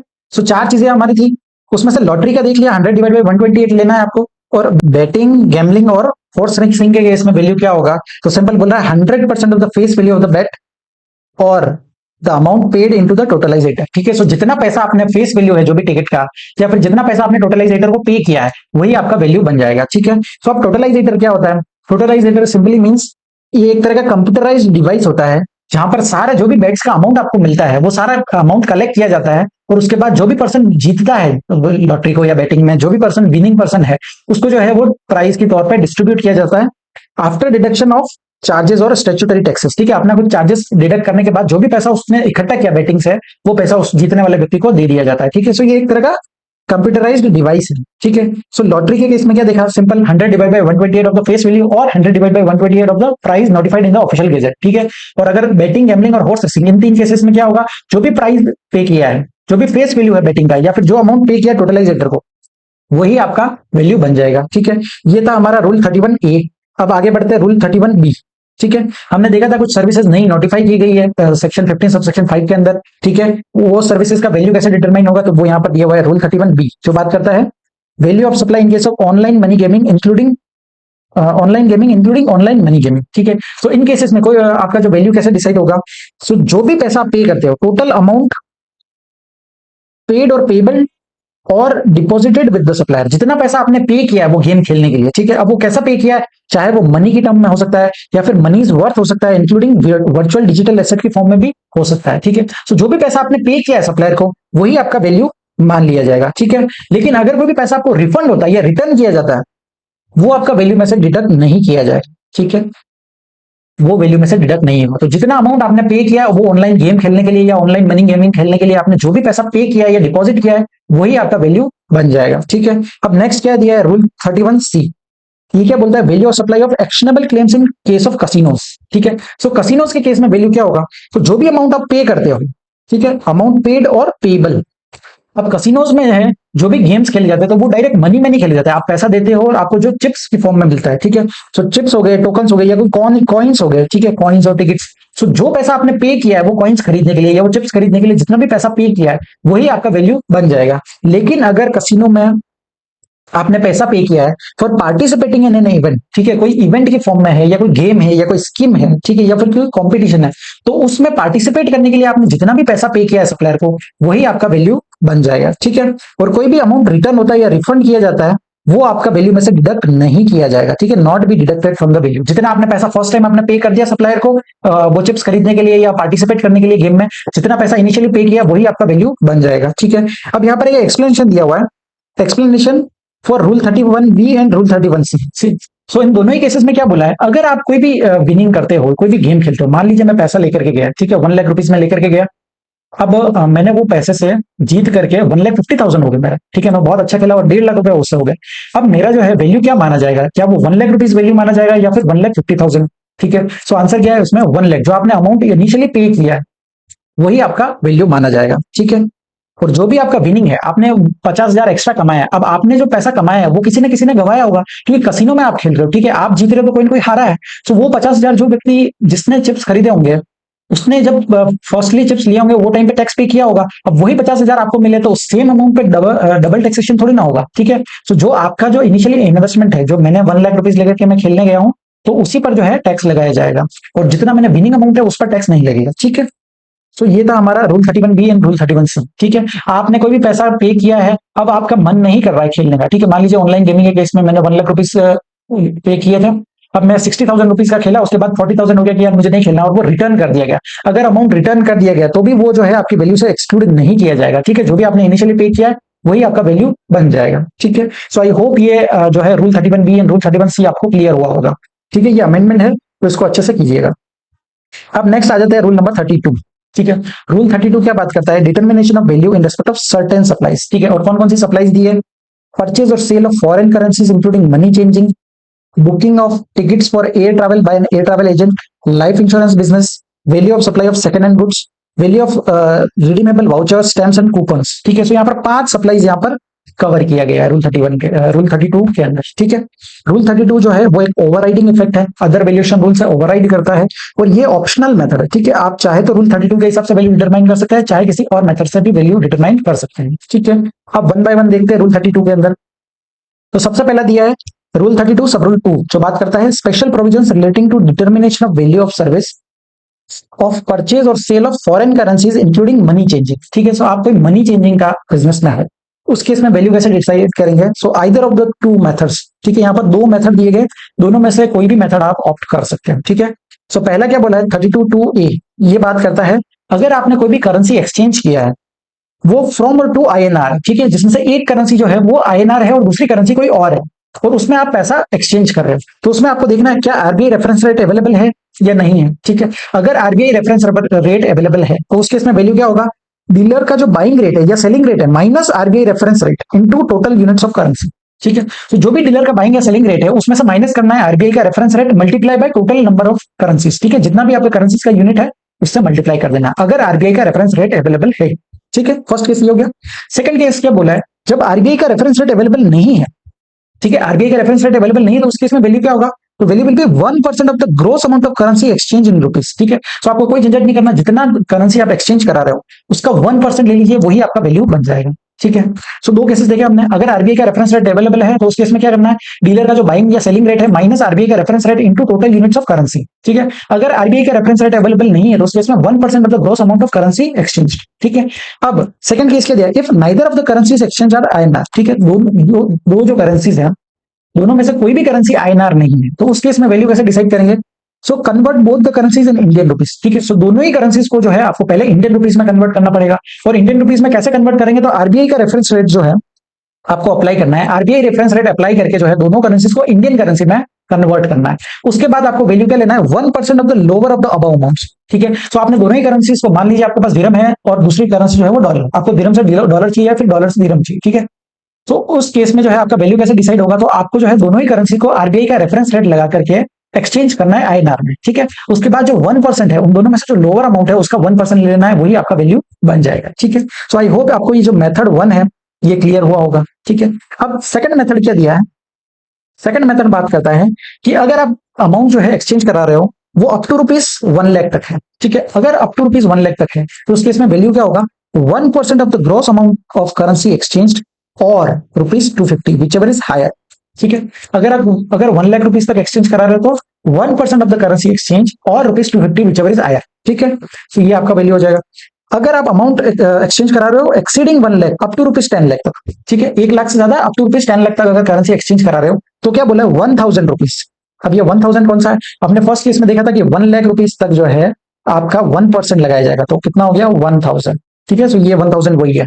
So 1000 plus 0.5% of the gross amount of currency exchange minus 1 lakh. ठीक है, सो 1 लाख से अबाउ जितना भी अमाउंट है उस पर जो है आपको 0.5% लगाना है।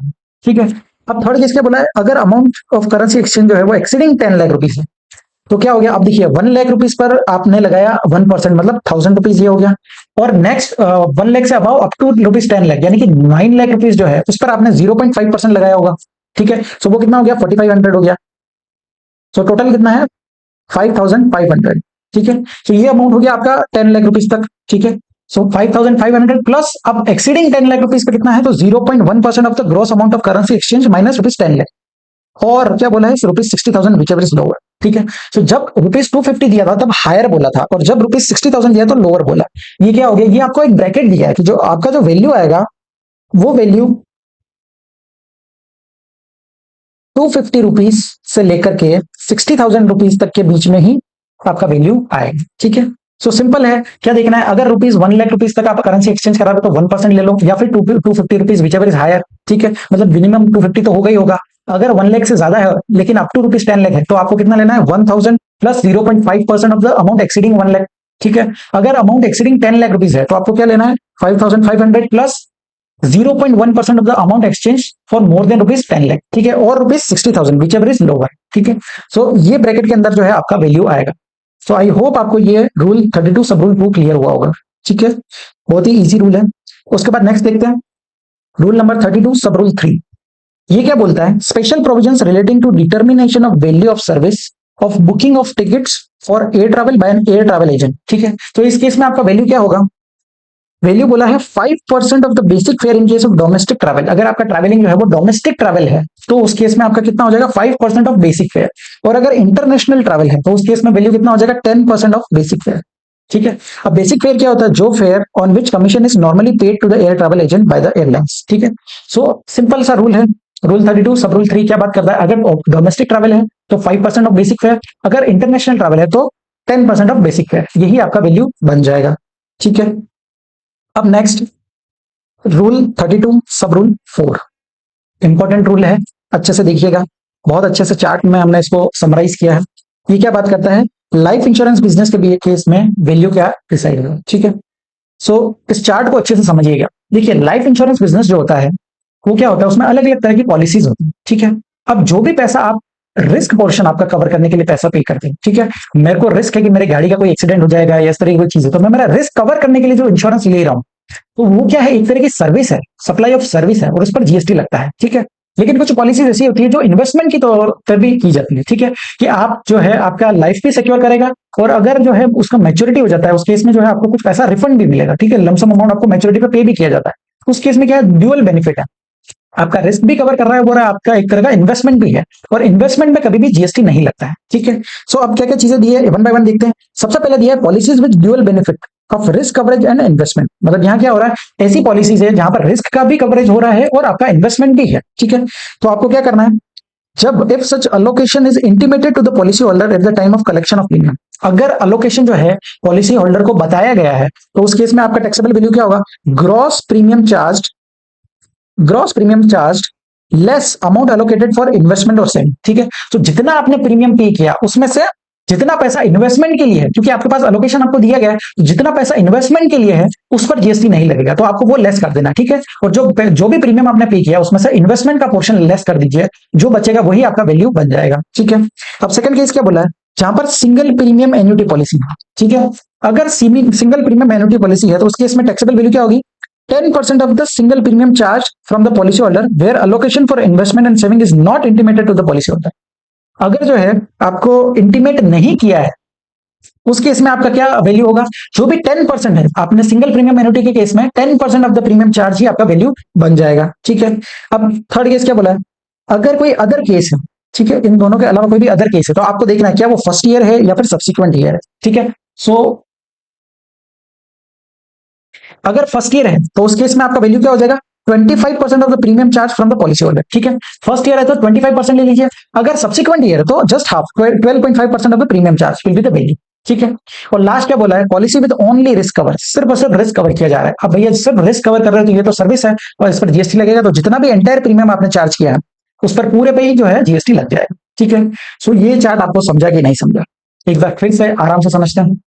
बहुत ही अच्छे तरीके से मैंने इसको समराइज किया है।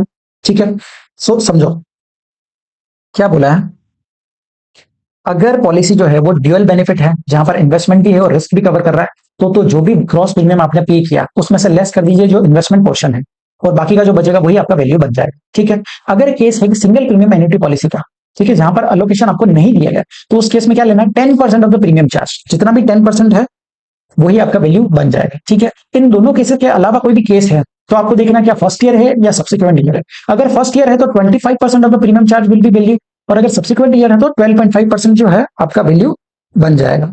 ठीक है, और लास्ट केस अगर कोई सिर्फ और सिर्फ रिस्क कवर कर रहा है तो उस केस में एंटायर प्रीमियम चार्ज ही आपका वैल्यू बन जाएगा। ठीक है, ये जो भी चीजें हम देख रहे हैं ये वैल्यू दिया गया है, इस वैल्यू पे आपको जो है जीएसटी पे करना है। ठीक है, जितने भी रेट्स है 25%, 12.5%, इससे आप वैल्यू डिटरमाइन करेंगे, ठीक है। और वो जो वैल्यू आएगा उस पर आपको जीएसटी का रेट लगाना है। अब आगे बढ़ते हैं। रूल 32 सब रूल 5, ये क्या बोलता है? Special provisions relating to determination of value of second hand goods by dealer of second hand goods, ठीक है।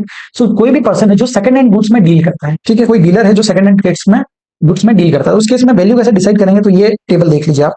अगर आईटीसी अवेलेबल है, जो भी सेकंड हैंड गुड्स खरीद रहा है उसको आईटीसी अवेलेबल है, तो उस केस में आपको normal valuation as per other applicable provisions के हिसाब से आपको वैल्यू डिटरमाइन करना है, ठीक है।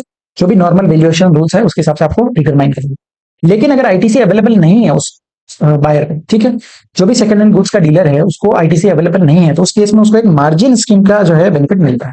और मार्जिन स्कीम क्या बोलती है कि उसका क्या वैल्यू होगा? Value equal to selling price minus purchase price, ठीक है। जो भी गुड्स का उसका सेलिंग प्राइस होगा उसमें से आपको परचेज प्राइस माइनस कर देना, ठीक है। मान लीजिए मैं एक जो है एक सप्लायर हूं जो सेकंड हैंड गुड्स में डील करता हूं, ठीक है। मैंने 10 लाख रुपीस में कोई गाड़ी खरीदा और उसको मैंने थोड़ा अच्छे से करके मॉडिफाई करके 12 लाख रुपीस में उसको सेल किया, ठीक है। तो उस केस में मेरा वैल्यू क्या हो जाएगा? जो सेलिंग प्राइस है 12 lakh rupees minus purchase price 10 lakh rupees, तो 2 लाख जो है वो मेरा वैल्यू हो जाएगा, ठीक है। अगर सेलिंग प्राइस कम है और परचेज प्राइस ज्यादा है, 10 लाख की गाड़ी मैंने 8 लाख में बेची, उस केस में जो भी आपका नेगेटिव वैल्यू है उसको इग्नोर करना है। उस पर गवर्नमेंट आपको कभी पैसा पे नहीं करेगी, ठीक है। आप अगर कुछ अर्न करोगे तो वो चार्ज जरूर करेगी, ठीक है। सो अगर सेलिंग प्राइस कम है और परचेज प्राइस ज्यादा है, उस केस में जो भी है वैल्यू आपको इग्नोर करना है।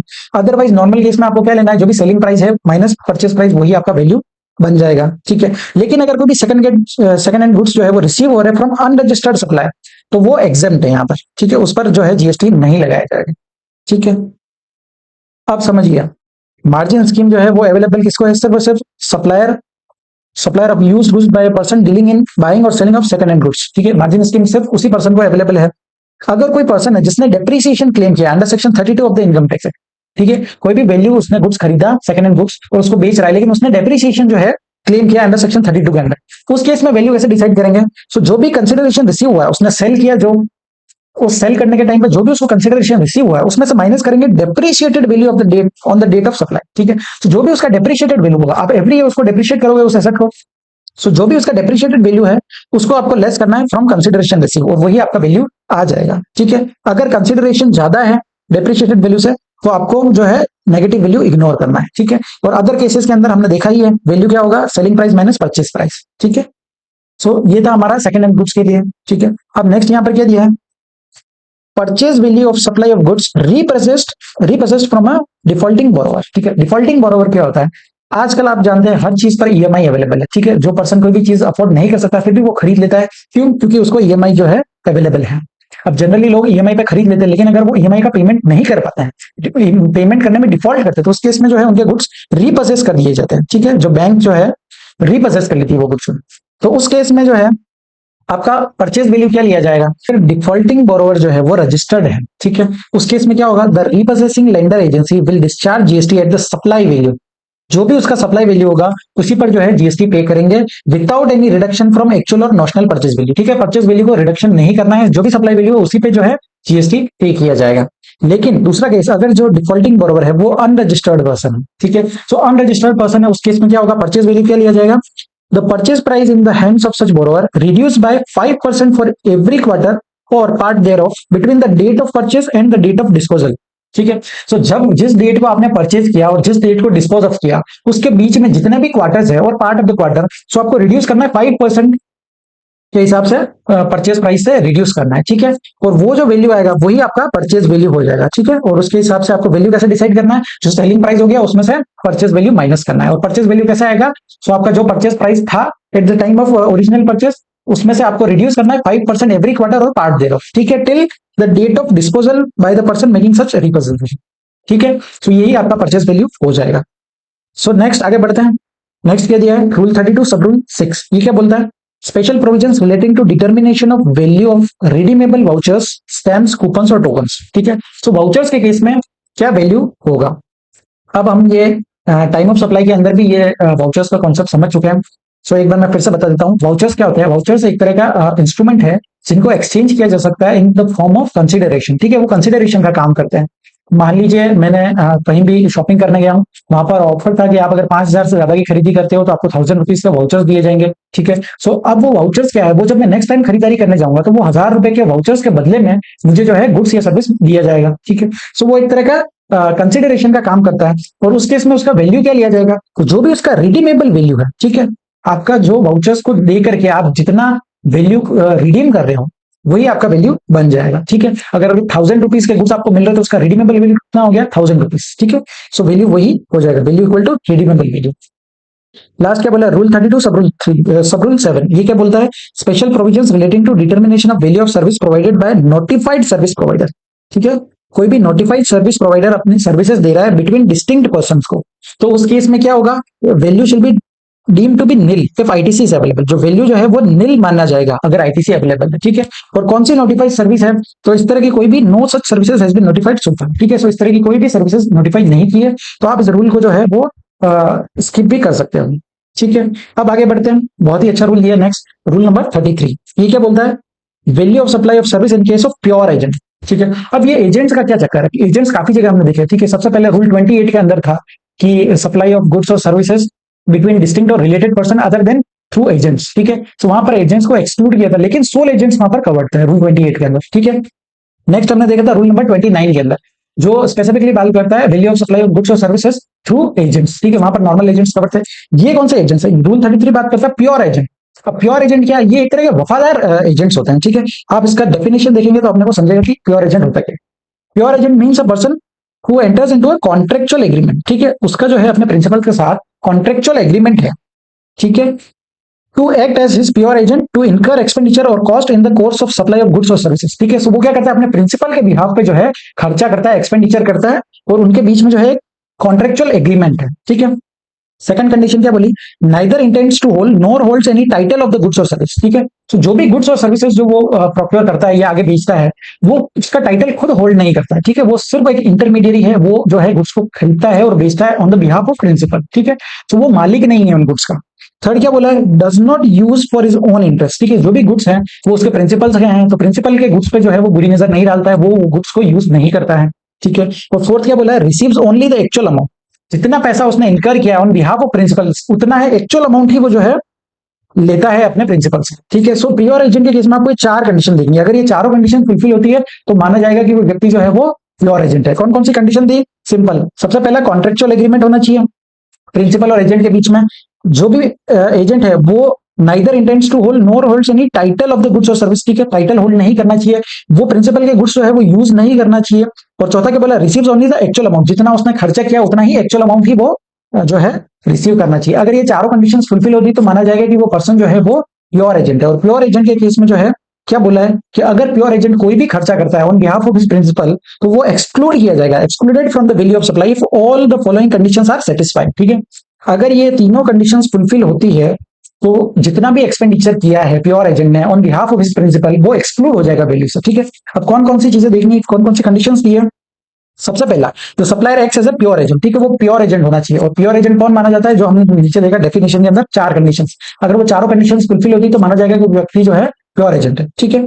सो सप्लायर जो है वो प्योर एजेंट होना चाहिए। दूसरा क्या बोला, the payment made by the pure agent on behalf of the recipient of supply has been separately indicated in the invoice, ठीक है। सो जितना खर्चा उसने किया है on behalf of his principal वो इनवॉइस के अंदर सेपरेटली इंडिकेट करना चाहिए, ठीक है। और थर्ड कंडीशन क्या बोली, the supplies procured by the pure agent from the third party as a pure agent of the recipient of supply are in addition to the services he supplies on his own account, ठीक है। तो जो भी services वो दे रहा है वो additional services होनी चाहिए ऑन हिज ओन अकाउंट, ठीक है। जितना सर्विसेज वो खुद दे रहा है उससे एडिशन में वो सर्विसेज होनी चाहिए, ठीक है। तो अगर ये तीनों कंडीशंस फुलफिल होती है, कौन कौन सी, पहला कि वो प्योर एजेंट है, दूसरा उसने इनवॉइस में जो है सेपरेटली इंडिकेट किया है, और तीसरा जो भी सर्विसेज उसने दी है वो in addition to the services he supplies on his own account. अगर ये तीनों कंडीशन फुलफिल होती है तो उसका जो वैल्यू है वो एक्सक्लूड कर दिया जाएगा वैल्यूएशन से, ठीक है। सो ये था रूल नंबर 33। अब इसके रिगार्डिंग एक सर्कुलर दिया हुआ है, सर्कुलर नंबर 115। ये सर्कुलर क्या बात करता है, taxability of airport levies collected by airlines as a pure agent, ठीक है। सो एयरपोर्ट के केस में क्या होता है, देखिए आप कहीं भी एयरपोर्ट पे जाते हो तो वहां पर काफी सारा एम्बियंस आपको देखने को मिलता है, काफी सारी फैसिलिटीज आपको मिलती है, ठीक है। लेकिन आपसे कोई भी पैसा चार्ज थोड़ी ना किया जाता है, ठीक है। सो वो आप क्या करते हो, सिंपल जो भी आपको कहीं पे भी ट्रैवल करना है तो आप टिकट बुक करोगे किसी एयरलाइन कंपनी के थ्रू, मान लीजिए स्पाइस जेट से किया या इंडिगो से आपने टिकट बुक किया, तो जो एयरपोर्ट अथॉरिटी है उसने ये जिम्मेदारी दी है एयरलाइन कंपनी को कि आप हमारे बिहाफ पे जो है कस्टमर से चार्ज कीजिए। और क्या चार्ज करना है, यूजर डेवलपमेंट सर्विसेज फीस हो गई या फिर पैसेंजर डेवलपमेंट फीस हो गई। सो ये फीस जो है ये आप कस्टमर से चार्ज कीजिए, और जो आप भी एयरलाइन कंपनी चार्ज करती है वो सेम अमाउंट जो है वो एयरपोर्ट अथॉरिटी को दे देती है। ठीक है, तो यहाँ पर क्या है, एयरलाइन कंपनी क्या है, act as a pure agent की तरह रूल 33 के हिसाब से वो क्या कर रही है, कस्टमर से चार्ज करके एयरपोर्ट अथॉरिटी को पे कर रही है। ठीक है, सो ये जो केस जो है यहाँ पर प्योर एजेंट रूल 33 के अंदर फॉल करता है, और वो जो भी अमाउंट जो चार्ज किया जाता है वो एक्सक्लूड हो जाएगा वैल्यू ऑफ सर्विस में से। ठीक है, अब जो भी पर्सन जो पे करता है, फीस पे करता है, अब जो आपने यूजर डेवलपमेंट फीस हो गई या ये जो यूटीएफ या पीएसएफ जो पे करता है कस्टमर, अब इसका जो आईटीसी है वो सिर्फ रेसिपिएंट ले सकता है। ठीक है, आईटीसी वही पर्सन ले सकता है जिसने वो एक्सपेंस जो है इनकर किया, जिसने टैक्स पे किया, वही एलिजिबल है आईटीसी पे करने के। एयरलाइन कंपनी कभी भी आईटीसी नहीं ले सकती। ठीक है, so the registered person who is the ultimate recipient of the airport services may take ITC of GST paid on PSF and UDF on the basis of pure agents invoice issued by the airline to them। ठीक है, सो वो ITC ले सकता है recipient जो है। ठीक है, एयरलाइन कभी कंपनी जो है कभी भी आईटीसी नहीं ले सकती इन फीसेस का। ठीक है, वो एक जस्ट प्योर एजेंट है। अब आगे बढ़ते हैं, नेक्स्ट ये रूल नंबर 34। रूल नंबर 34 क्या बात करता है, rate of exchange of currency other than Indian rupees for determination of value. ठीक है, कोई भी करेंसी एक्सचेंज करना अदर देन इंडियन रुपीज, तो उस केस में क्या करना है, अगर गुड्स का केस है तो आपको कौन सा रेट लेना है, रेट नोटिफाइड बाय सीपीआईसी। ठीक है, जो भी रेट नोटिफाई किया है सीबीएसई ने वही रेट लेना है on the date of time of supply of the set goods. ठीक है, जो भी उसका टाइम ऑफ सप्लाई होगा उस डेट पर जो सीबीआईसी ने रेट नोटिफाई किया है वो आपको रेट लेना है। ठीक है, और सर्विस का केस है तो उस केस में rate notified as per generally accepted accounting principles. ठीक है, सो दो बातें बोली, कौन सा, गुड्स के केस में आपको रेट नोटिफाइड बाय सीबीएसई लेना है, और सर्विस के केस में rate determined as per GAAP, ये रेट आपको लेना है। ठीक है, रूल 34 सिंपल है। अब नेक्स्ट बोला है रूल नंबर 35। रूल नंबर 35 क्या बात करता है, value of supply inclusive of integrated tax, central tax, state tax और यूनियन टेरिटरी टैक्स। ठीक है, तो ये सिंपल प्राइस के रिगार्डिंग दिया कि अगर कोई भी वैल्यू जो है वो इंक्लूडिंग ऑफ जीएसटी, तो आपको उसको एक्सक्लूडिंग जीएसटी कैसे करना है। मान लीजिए अब ये 118 रुपीज जो है ये इंक्लूडिंग ऑफ जीएसटी है, तो आप इसको एक्सक्लूसिव ऑफ जीएसटी कैसे करोगे, डिवाइड बाय 118 इंटू 100। ठीक है, सो ये आ जाएगा आपका 100। सो सेम चीज दिया हुआ है कि जो भी वैल्यू है इंक्लूसिव ऑफ जीएसटी उसको जीएसटी रेट से के परसेंटेज से मल्टीप्लाई करना है, divide by 100 plus GST rate. ठीक है, तो आपका वैल्यू आ जाएगा। तो ये थे सारे वैल्यूएशन रूल्स। अब यहाँ पर कुछ अमेंडमेंट दिया हुआ है, अमेंडमेंट्स देखते हैं। सबसे पहला अमेंडमेंट है सर्कुलर नंबर 199। ठीक है, इंपॉर्टेंट सर्कुलर है, अच्छे से देखते हैं क्या क्या बोला है। Clarification regarding internally generated services. ठीक है, कोई भी where HO is providing certain services to the branch office for which full ITC is available to the concern branch. ठीक है, हेड ऑफिस जो है अपनी सब्सिडी कंपनी या अपनी ब्रांच ऑफिस को जो है काफी सारी सर्विसेज देता है। ठीक है, अब पहला केस दिया है, फर्स्ट इश्यू क्या है, जहां पर फुल आईटीसी अवेलेबल है। ठीक है, हेड ऑफिस को सर्विस दिया ब्रांच ऑफिस को और उसका फुल आईटीसी अवेलेबल है। उस केस में क्या देखना है, क्या पूछा है कि whether HO is mandatory required to issue tax invoice under section 31, क्या उसको टैक्स इनवॉइस इशू करना मैंडेटरी है for internally generated services, and whether the cost of all components including salary cost of HO provided in the set services has to be included.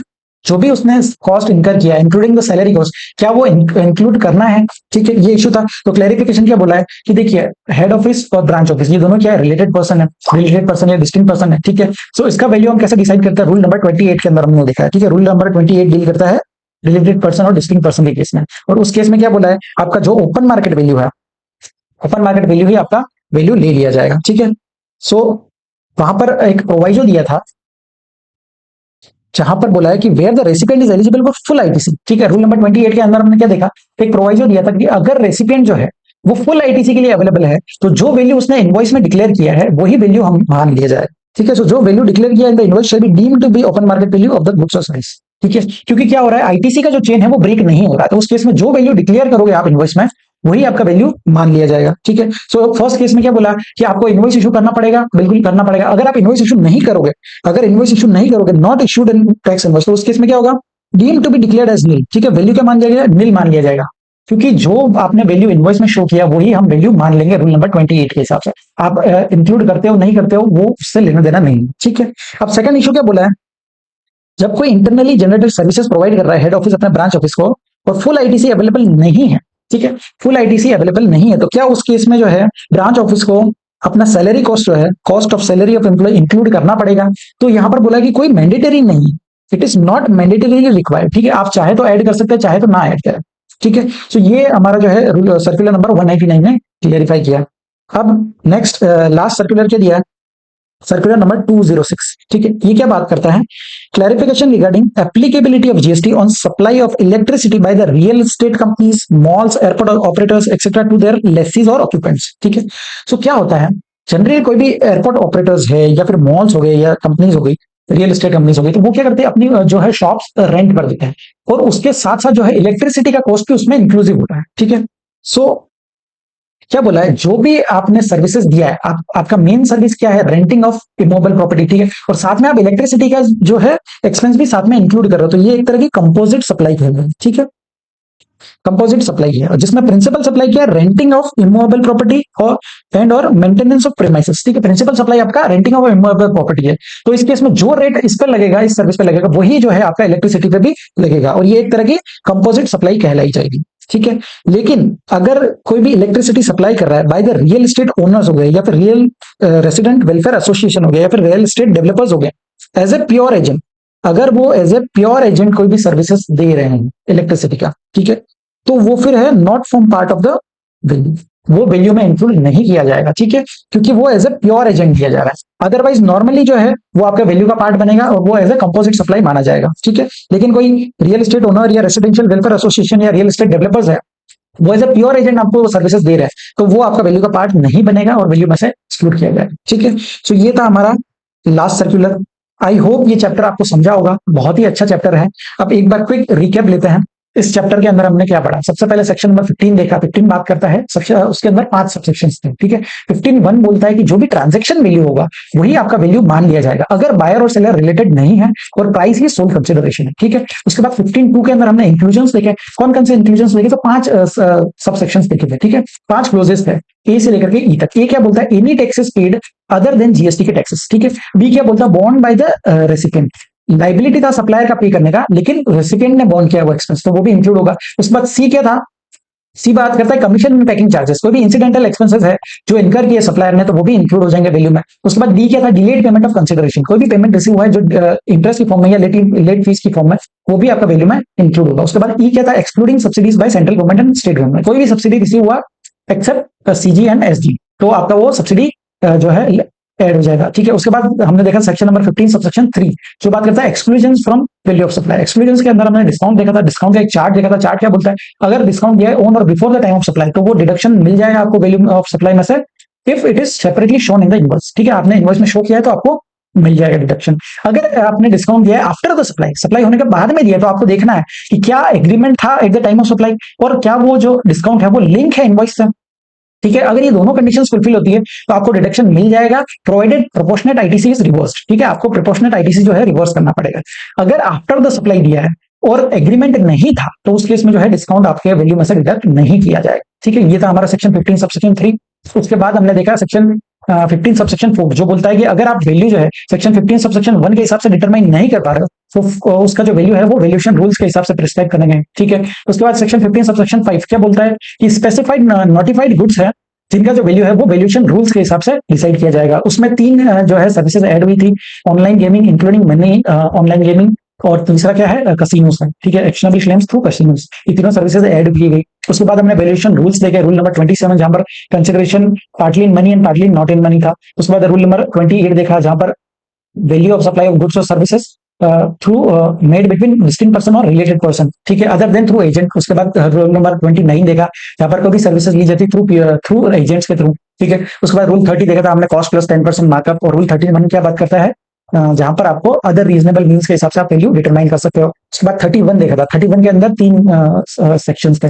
31 ए बात करता है lottery, betting, gambling और horse racing, 4 चीजों की बात की थी। अगर लॉटरी का केस है तो वैल्यू क्या होगा, 100 divide by 128 of the face value, और 100 divide by 128 of price notified in the official gazette. ठीक है, विचएवर इज हायर होगा वो आपका वैल्यू हो जाएगा अगर लॉटरी का केस है। ठीक है, बेटिंग, गैमलिंग और हॉर्स रेसिंग, इन 3 केसेस में आपका जो वैल्यू आपने पे किया 100% of the face value of the ticket और द अमाउंट पे टू द टोटलाइजेटर, जितना अमाउंट आपने पे किया है वही आपका वैल्यू बन जाएगा। ठीक है, ये था हमारा रूल 31 ए। उसके बाद हमने रूल 31 बी देखा जो बात करता है online gaming including online money gaming.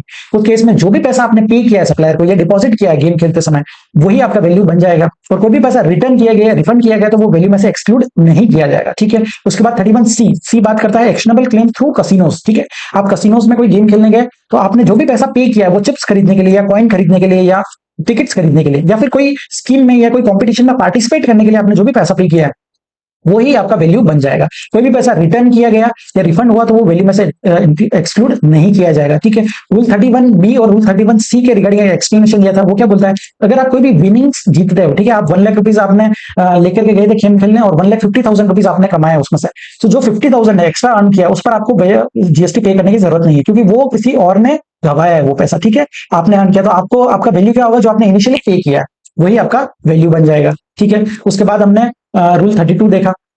Rule 32 के अंदर काफी सारी सर्विसेज थी, लाइफ इंश्योरेंस बिजनेस हो गया, मनी चेंजिंग सर्विसेज हो गया, ठीक है, एयर टिकट्स हो गए, बुकिंग ट्रैवल एजेंट्स के हो गए, ठीक है। उसके बाद रूल 33 देखा था प्योर एजेंट के केस में, कि अगर 3 कंडीशंस फुलफिल होती है, 3 कंडीशंस कौन सी थी, पहला वो प्योर एजेंट होना चाहिए, दूसरा वो इनवॉइस में सेपरेटली इंडिकेट करेगा, और तीसरा क्या बोला है कि वो जो सर्विसेज दे रहा है प्योर एजेंट वो are in addition to the value of service he is providing on his own, ठीक है। सो अगर तीनों कंडीशंस फुलफिल होती है तो जो भी एक्सपेंडिचर प्योर एजेंट ने इनकर किया है वो आपकी वैल्यू में से डिडक्ट कर दिया जाएगा, ठीक है। उसके बाद रूल नंबर 35 देखा था हमने मनी चेंजिंग वाला, उसमें अगर गुड्स है तो रेट नोटिफाइड बाय सीबीएसई, और अगर सर्विस है तो rate notified in the generally rate notified as per generally accepted accounting principle के हिसाब से रेट ले लेंगे, ठीक है। उसके बाद रूल नंबर 35 क्या बोलता है, कोई भी अमाउंट इंक्लूसिव ऑफ जीएसटी है तो आप उसको एक्सक्लूसिव ऑफ जीएसटी कर दीजिए, ठीक है। सो ये सारे वैल्यूएशन रूल्स थे। आई होप ये वीडियो आपके लिए हेल्पफुल रहा होगा। हमने यहाँ बहुत ही अच्छे तरीके से इस वीडियो को जो है समराइज किया सारे कॉन्सेप्ट्स को, ठीक है। सो आई होप आपको ये वीडियो पसंद आया होगा। थैंक यू सो मच, आज के लिए इतना ही।